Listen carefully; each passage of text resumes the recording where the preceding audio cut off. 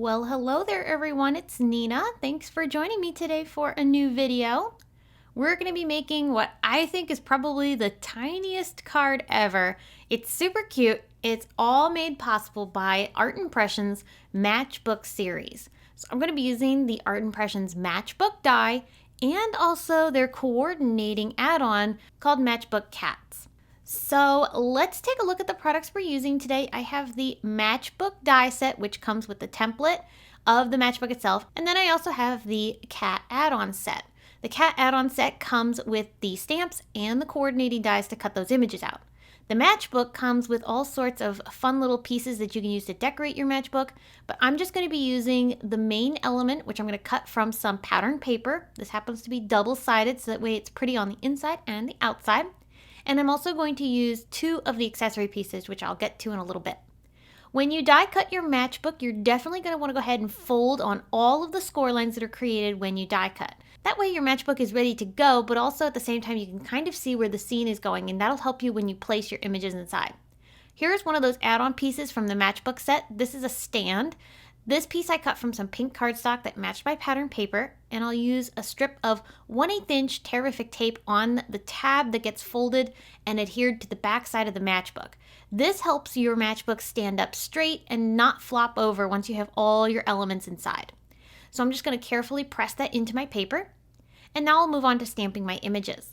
So I'm stamping these images onto Hammermill white cardstock because I'm going to Copic color. It's a really nice, good base for Copic coloring, and I'm using Simon Says Stamp Intense Black ink to stamp those images. I'm going to utilize my pattern paper as a guide for the colors that I'm going to use to color all of these images in. These are really tiny images, so you don't need to worry about doing a lot of shading with this.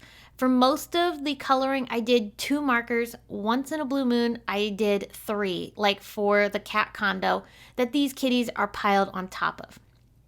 If you're interested in any of the Copic colors that I used, I do have them listed over on the Simon Says Stamp blog and also in the video description if you're watching this on YouTube.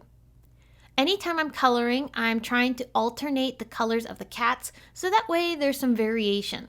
I mostly stuck to neutrals for the cats just so that way they didn't compete with the colors that I'm adding throughout the project. When I'm coloring the elements, such as this chair here, I'm also making sure to color the little tab that's going to adhere to our scene. That tab is what you glue onto your matchbook to hold the element to your card.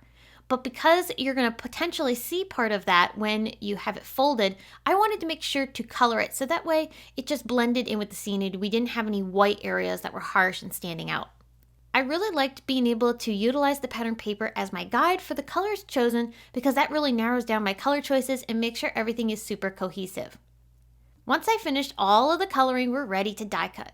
I'm using our Simon Says Stamp very low tack tape to hold this in place while I do my die cutting. I don't want any of these dies shifting as I run this through my machine. All of the dies match up perfectly with the stamped images and cut them out right up to the edge, so there's not too much of a white border around any of these elements.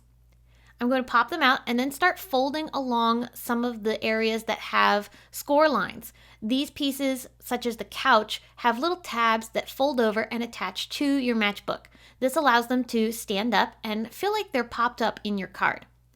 I'm using RIFIC tape, again that 1/8 inch RIFIC tape, on all of these elements to adhere them onto my matchbook.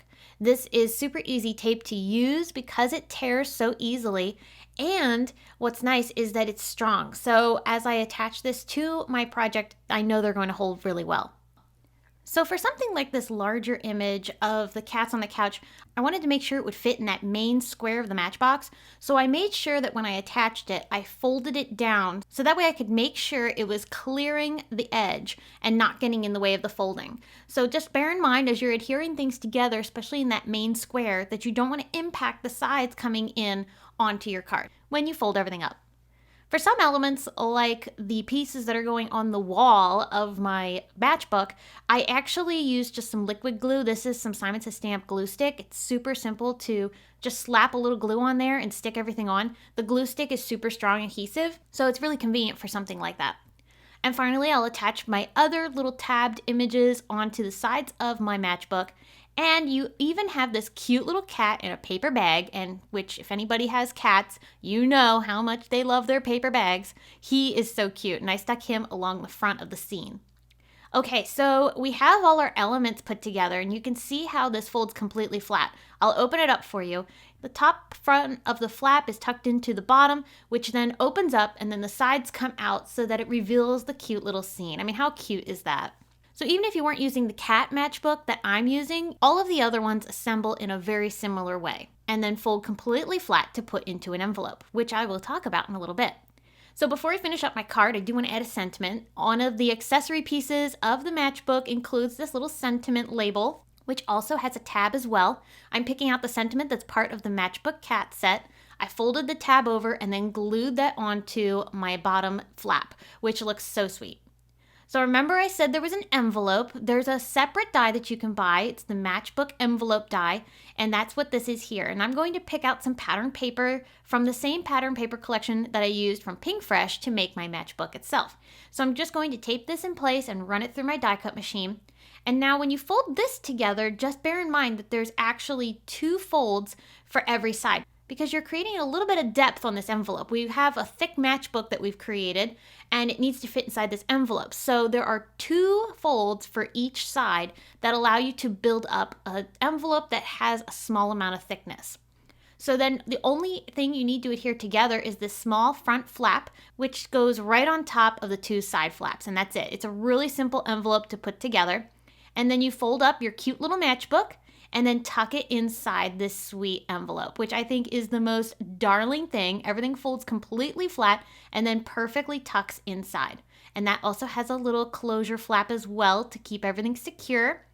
And that's it. How adorable and how much fun is this matchbook that you can customize with so many different types of add-ons. I used the cats today, which is super cute, and I do have it linked below in the video description along with all the other supplies that I used today. But don't worry if you're not into cats, there are so many other versions of the matchbook collection that you can purchase to use with Art Impressions Matchbook die.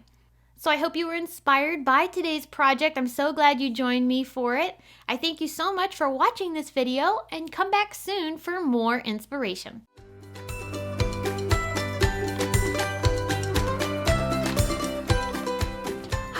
I'm Heidi, Simon's mama and founder at SimonsSaysStamp.com. Thank you so much for watching our video. If you like what you just saw, be sure to press the thumbs up and subscribe to see more great content.